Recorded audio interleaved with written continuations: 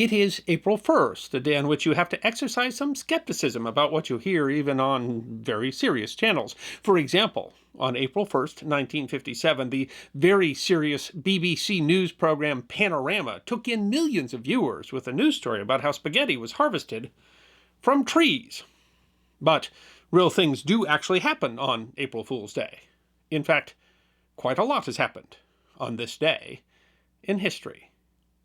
Although its origin is unclear, the concept of April Fool's Day likely had not yet developed by the year 1340, when Gerhard III, the Count of Holstein, came to Jutland to collect taxes and fight rebels. The late Middle Ages represented a time of decline for the Danish crown, with successive rulers pawning significant parts of the nation in order to pay for wars. King Christopher II inherited what was referred to as a bankrupt estate in January 1320. His weak and inept rule included a period of exile, and when he died in 1332, no king was chosen to replace him. Denmark ceased to be a kingdom, and fell under the rule of the Count, one of the North German lords to whom the nation had been pawned. On April 1st, 1340, Danish knight Niels Ebbesen, along with 47 men, snuck into Gerhard's camp, entered the bedroom where he slept, and cut off his head over the end of the bed, ending the Danish interregnum. The Danish kingdom was restored under Christopher's son, Valdemar IV. April 1st, in the slaying of Gerhard III, is seen as a critical point in Danish history, the start of a movement for independence. And Niels Ebbesen is hailed as a national hero. And that was not the only regime change to occur on April 1st. On January 16th, 1979, Mohammad Reza Pahlavi, the Shah of Iran, in the midst of dealing with the year-long Islamic Revolution, left the country to seek treatment for cancer. He never returned. A national referendum on April 1st asked, should the monarchy be abolished in favor of an Islamic government? The referendum passed with 98% of the vote, and the religious leader Ayatollah Khomeini declared the country the Islamic Republic of Iran. What has been described as post-revolutionary chaos followed, part of which included the taking of 53 American hostages from the U.S. Embassy. No fooling. April Fool's Day was well established by the 18th century, and people certainly might have thought that Spaniard Roque Joaquin de Albuquerque's 1748 claim to have discovered a Roman city perfectly preserved was a prank. But it wasn't. Working for the King of Spain, the military engineer had discovered the ruins of the Roman city of Pompeii, which had been buried under tons of volcanic ash in an eruption of Mount Vesuvius in 79 A.D. The ruins have become the longest continually excavated archaeological site in the world. And some things that have happened on April Fool's Day have been deadly serious. On April 1st, 1873, the transatlantic ocean liner SS Atlantic was seeking the safe harbor of Halifax, Nova Scotia, in a storm. Owing to the wind, the ship mistakenly had been blown 12 miles off course. The ship struck an underwater rock off a promontory called Mars Head and foundered. 429 people survived, largely via heroic efforts of some members of the crew, but a number 535 lost their lives. It was the worst loss for the White Star Line until the sinking of Titanic in 1912. The SS Atlantic disaster might have been averted, or at least more lives saved, had it had the later advantage of wireless communication, where the Morse code signal SOS ... became a universal signal for a ship in distress. The signal was adopted after international discussion, with the first official adoption by the German government on April 1st, 1905. Speaking of emergencies, according to the city of Cincinnati, the first all-professional fire department in the United States was established in that city on April 1st, 1853. Ironically, the motivation for the creation of the professional force was a fire in 1852 at Miles Greenwood's Eagle Iron Works, which manufactured what has been called the world's first practical, steam-powered fire engine. The first U.S. professional fire department was not the only first in American history to occur on April 1st. Following the ratification of the U.S. Constitution in 1787, the first modern U.S. Congress met, beginning on March 4th, 1789. But the United States House of Representatives, meeting at Federal Hall in New York City, did not achieve a quorum until April 1st, when it elected Pennsylvania Representative Frederick Muhlenberg the first Speaker of the House. Admittedly, some viewers may see some irony in the first Speaker of the House of Representatives being selected on April Fool's Day. April 1st played an interesting role in military aviation. On April 1st, 1918, the Royal Flying Corps and the Royal Naval Air Service were merged, creating the Royal Air Force. According to the Royal Air Force Benevolent Fund, the newly created RAF was the most powerful air force in the world, with over 20,000 aircraft and 300,000 personnel. The following year, Canada established the Canadian Air Force from surplus planes donated by the United Kingdom, but it wasn't until March 5, 1923, that King George V approved the title Royal be applied. The Royal Canadian Air Force was officially established on April 1, 1923. The same year, an aerial service branch was created within the New Zealand Defence Force, which, following a donation of surplus aircraft from the United Kingdom, became the New Zealand Permanent Air Force. The NZPAF was renamed the Royal New Zealand Air Force in 1934. The RNZAF, however, did not become its own independent service within the New Zealand Defence Forces until the passage of the Air Force Act in 1937. And according to the Air Force Museum of New Zealand, the Royal New Zealand Air Force was established as an independent, self-governing service on April 1, 1937. The United States Air Force was established in September of 1947, but officers had been advocating for a separate Air Academy long before that. Still, no separate academy was established for the flying service, and following the establishment of the Air Force as a separate branch, cadets of the United States Military Academy could choose to be commissioned into the Air Force. But in 1950, an Academy Service Board, chaired by then-President of Columbia University Dwight Eisenhower, recommended that the Air Force have its own academy. Eisenhower would be elected President of the United States in 1942, and on April 1, 1954, signed Public Law 325, officially establishing the United States Air Force Academy. Of course, Air Forces played a significant role in the Second World War, and in some ways the path to that war began on April Fool's Day, 1924. In November 1923, the same year that the Royal Canadian Air Force was established, political agitators of the German Nazi Party, led by Adolf Hitler and supported by national hero Erich Ludendorff, attempted to overthrow the Weimar Republic by public uprising, marching on the city center of Munich in the Beer Hall Push. The attempt failed, and Hitler was arrested. His trial for high treason began on February 26, 1924. The trial did not conclude until his conviction on April 1st. Ironically, the trial raised public awareness of both Hitler and his Nazi Party. During his confinement, which only lasted 9 months, he and co-conspirator Rudolf Hess wrote the book Mein Kampf, described as an autobiographical manifesto, and Hitler decided to change tactics and seek to take power via legal rather than revolutionary means.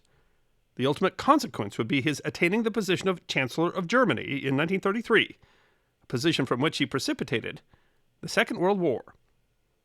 A significant event in his final defeat in that war was the encirclement of the RAR Pocket, a battle in which more than 300,000 German troops, including 24 generals, were encircled and forced to surrender in a battle the United States World War II Museum explains ended Germany's hopes. The battle began on April 1st, 1945, when the U.S. 1st and 9th Armies made contact, completing the encirclement of the strategically important valley. Ironically, the German defeat was partially facilitated by the Allied capture of a bridge across the River Rhine, named after Erich Ludendorff, Hitler's ally in the Beer Hall Push. The same day that the Allied armies encircled the RAR Pocket, the U.S. 24 Corps and 2nd Amphibious Corps began the main landings in what has been called the largest amphibious invasion in history on the Japanese island of Okinawa. The Battle of Okinawa would continue until June 22nd. Many historians conclude that it was the losses at Okinawa that prompted the U.S. decision to use atomic weapons on Japan to put an end to the war in the Pacific. Culture and science have not taken the day off for April Fool's Day. On April 1st, 1867, the Expo Universal opened in Paris. This World's Fair was billed as a universal exhibition of agricultural and industrial products, as well as of fine arts, and coincided with the Haussmann renovation of Paris. The exposition ran until November and drew more than 15 million visitors. On April 1st, 1930, standout catcher for the Chicago Cubs, Leo Hartnett, known as Old Tomato Face, set the record for the highest altitude baseball catch by catching a ball dropped 800 feet from a Goodyear blimp. The Los Angeles Evening Express reported that Hartnett had used an ordinary catcher mitt, and the impact of the ball nearly knocked him down. Hartnett's Chicago team was in Los Angeles to play the Angels, and Angels catcher James "Truck" Hanna also caught a ball thrown from the blimp. The Express reported that the previous record had been held by Charles Gabby Street, who caught a ball thrown from the Washington Monument. On April 1st, 1960, NASA launched the first television infrared observation satellite, or TIROS-1. NASA explains that TIROS-1 was NASA's first experimental step to determine if satellites could be useful in the study of Earth. TIROS proved extremely successful, providing the first accurate weather forecasts based on data from space. While the satellite was only operational for 78 days, video systems relayed thousands of pictures containing cloud-cover views of the Earth. Early photographs provided information concerning the structure of large-scale cloud regimes and proved that satellites could be useful tools for surveying global weather conditions from space. Also, on April 1st, 1960, footwear brand Dr. Martens, which had been founded in 1947, sold its iconic 8-eyelet cherry red smooth leather boots model 1460 for the first time in London.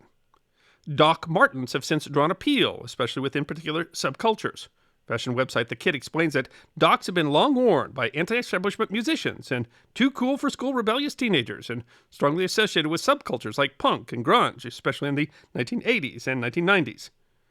Model 1460 boots continued to be the best seller for a company that sold 14 million pairs of shoes in 2021. One of the world's largest companies was founded on April Fool's Day. A research guide from the Library of Congress reads, Apple Computer Inc. was founded on April 1st, 1976, by college dropouts Steve Jobs and Steve Wozniak, who brought to the new company a vision of changing the way people viewed computers. Encyclopedia Britannica writes that for working capital, Jobs sold his Volkswagen minibus and Wozniak his programmable calculator. According to the website Company Market Cap, that investment has made a good return.